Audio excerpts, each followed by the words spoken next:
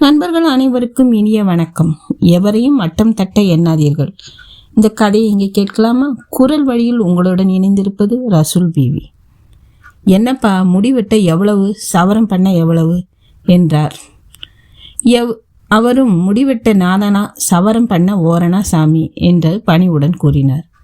பண்டிதர் சிரித்தபடியே, அப்படின்னா என்ன, தலையை சவரம் பண்ணு என்று கூறிவிட்டு வெற்றி புன்னகையோடு அமர்ந்தார். வயதில் பெரியவர் என்பதால் நாவிதர் அதை பெரிதாக எடுத்துக்கொள்ளவில்லை. வேலையை ஆரம்பித்தார்.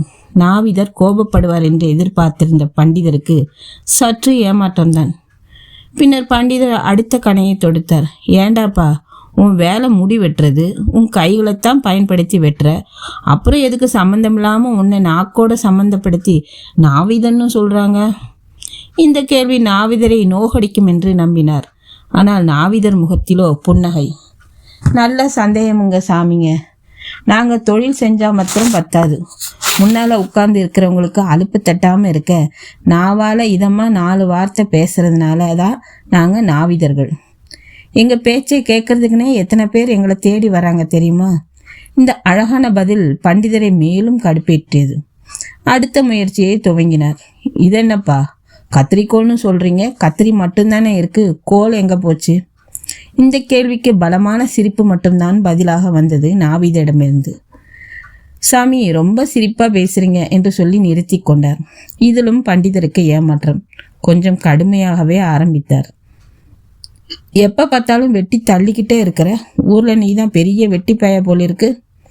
இந்த வார்த்தை நாவிதர் மனதை கொஞ்சம் காயப்படுத்தி விட்டது. அவர் முகத்தில் கொஞ்சம் வித்தியாசம். இதைத்தானே பண்டிதரும் எதிர்பார்த்தார். கொஞ்சம் உற்சாகமாகி அடுத்த நக்கலை யோசித்து கொண்டிருந்தார். இப்போது நாவிதர் பேச ஆரம்பித்தார். பண்டிதரின் பிரியமான மீசையை தொட்டு காட்டி கேட்டார். சாமிக்கு இந்த மீசை வேணுங்களா? பண்டிதர் உடனே ஆமாம் என்றார். கண்ணிமைக்கும் நேரத்தில் பண்டிதரின் மீசையை வழித்தெடுத்து அவர் கையில் கொடுத்து, மீசை வேணும்னீங்களே சாமி, இந்தாங்க.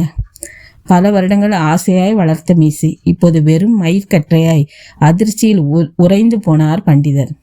நாவிதரோ அடுத்த நடவடிக்கையில் இறங்கினார்.